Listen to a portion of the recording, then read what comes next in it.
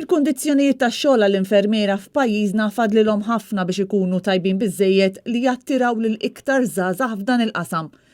Dan ħareġ waqt konferenza mtella mill-Union tal-Infermiera u l-Qwiebel l-MUMN bit-tema Il-futur tal-ħaddiema fil-qasam tas-saħħa.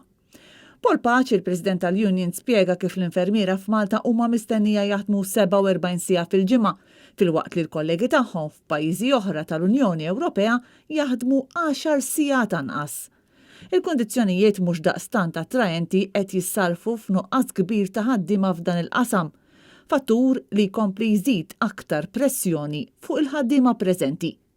Il-pagi wkoll ma jirriflettux ix-xogħol intensiv li jridu jagħmlu ta' kuljum dawn il-professjonisti għal Paċ li saħaq li jekk il-pagi u l-kundizzjonijiet ma jitjibux malajr, għada pajjiżna se jiffaċċja kriżi ferm akbar fis-settur tas-saħħa.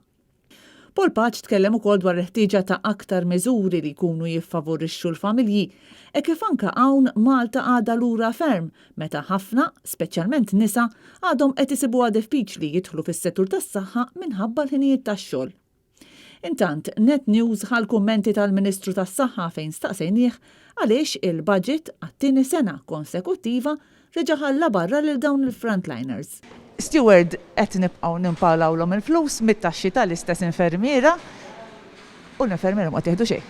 Bir-rispett kollu, l-infermiera bħalma ħaddiema li jaħdmu fis-servizz tas-saħħa tagħhom, il-collective agreements tagħhom jitilgħu minn żmien għal ieħor u aħna dejjem nkunu favorevoli meta niġu f'dawn id-diskussjonijiet. Kontrarju għal dak li stennew ħafna ħaddiema fil-qasam tas-saħħa, tal-budget ma tom xejn addizzjonali bħala rikonoxximent għax-xogħol kbir li wettqu b'tant dedikazzjoni tul ix-xhur tal-pandemija.